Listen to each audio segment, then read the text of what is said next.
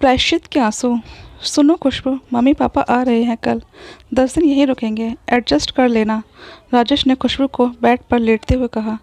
कोई बात नहीं राजेश, आने दीजिए, आपको शिकायत का मौका नहीं मिलेगा, खुशबू ने रिप्लाई दिया। सुबह जब राजेश की आँख खुली, खुशबू बिस्तर छोड़ चुकी थी। चाय ले लो, खुशबू ने राजेश की तरफ चाय का कप बढ़ाते हुए कहा। अरे खुशबू, तुम आज इतनी जल्दी नहीं नहा ली? हाँ, तुमने ही तो रात को बताया था कि आज मम्मी पापा आने वाले हैं, तो सोचा घर को थोड़ा अरेंज कर लूँ। वैसे किस वक्त तक आ जाएंगे वो लोग? दोपहर वाली गाड़ी से पहुँचेंगे, 4 तो बज ही जाएंगे, राजेश ने चाय का कप खत्म करते हुए जवाब दिया।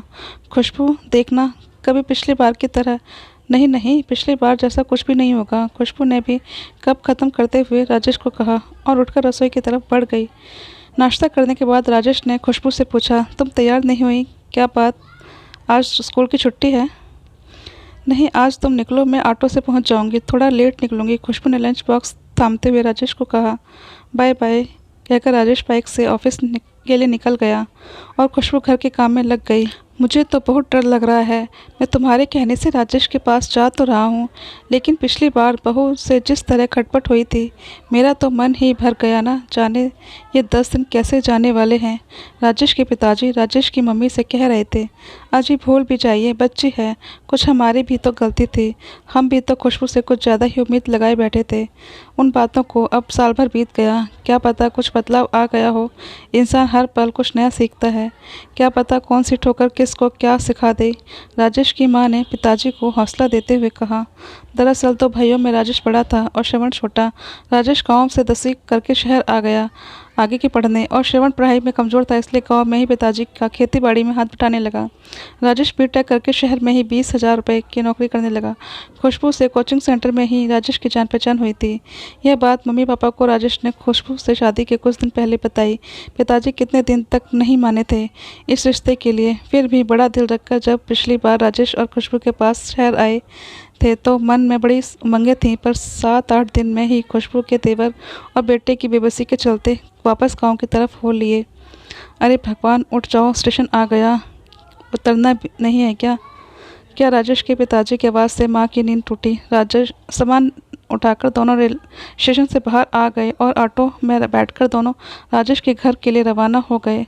घर पहुंचे तो खुशबू घर पर ही थी। आते ही खुशबू ने दोनों के पैर छुए, चाय पिलाई, नहाने के लिए गर्म पानी किया। पिताजी नहाने चले गए और खुशबू रसोई में खाना बनाने लगी।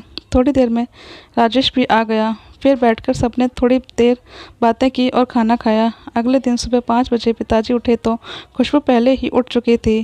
पिताजी को उठते ही गर्म पानी पीने की आदत थी।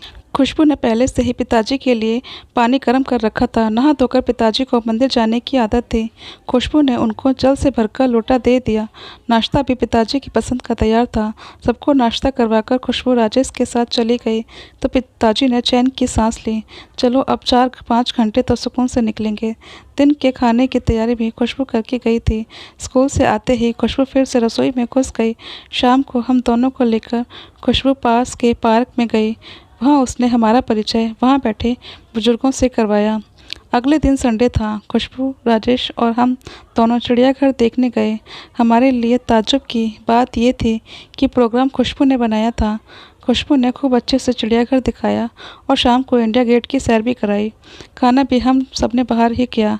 इस खुशमिजाज रूटीन से पता ही नहीं चला वक्त कब पंख लगाकर उड़ गया। कहाँ तो हम सोच रहे थे कि 10 दिन कैसे गुजरेंगे और कहाँ 15 दिन बीत चुके थे। आखिर कल जब श्रवण का फ़ोन आया कि फसल तैयार हो गई है और काटने के लिए तैयार है, तो हमें अगले ही दिन गांव वापसी का प्रोग्राम बनाना पड़ा। रात का खाना खाने के बाद हम कमरे में सोने के लिए चले गए तो खुशबू हमारे कमरे में आ गई। उसकी आंखों में आंसू बह रहे थे। मैंने पूछा, क्या हुआ, क्या बात है बहू, रो क्यों रही हो? तो खुशबू ने पूछा, पिताजी, माँ जी, पहले आप लोग एक बात बताइए, पिछले 15 दिनों में कभी आपको यह महसूस हुआ कि आप अपनी बहू के पास या बेटी के पास हो? नहीं बेटा, सच कहूँ तो तुमने हमारा मन जीत लिया। हमें किसी भी पल यह नहीं लगा कि हम अपनी बहू के पास रह रहे हैं। तुमने हमारा बहुत ख्याल रखा। लेकिन एक बात बताओ बेटा, तुम्हारे अंदर इतना बदलाव आया कैसे? पिताजी, पिछले साल मेरे भाई की शादी हुई थी। मेरे मायके की माली हालत बहुत ज़्यादा बढ़िया नहीं है। इन छुट्टियों में जब मैं वहाँ रहने गई तो मैंने अपने माता पिता को एक एक चीज़ के लिए तरसते देखा। बात बात पर भाभी के हाथों तिरस्कृत होते देखा। मेरा भाई चाहकर भी कुछ नहीं कर सकता था। मैं वहाँ उनके साथ तो हो रहे बर्ताव से बहुत दुखी थी। उस वक्त मुझे अपनी करनी याद आ रही थी कि किस तरह का सलूक मैंने आप दोनों के साथ किया था। किसी ने यह बात सच ही कही है कि जैसा बोओगे वैसा काटोगे। मैं अपने माँ बाप का भविष्य तो नहीं बदल सकती, लेकिन खुद को बदलकर मैं ये उम्मीद तो अपने आप में जगा ही सकती हूँ कि कभी मेरी भाभी में भी बदलाव आएगा और मेरे माँ बाप भी सुखी होंगे। खुशबू की बात सुनकर मेरी आंखें भर आई। मैंने बहू को खींचकर गले से लगा लिया। हाँ बेटा, अवश्य एक दिन अवश्य ऐसा होगा। खुशबू अब भी रोए जा रही थी। उसकी आंखों से जो आंसू गिर रहे थे वो शायद उसके पिछली गलतियों के प्रायश्चित के आंसू थे।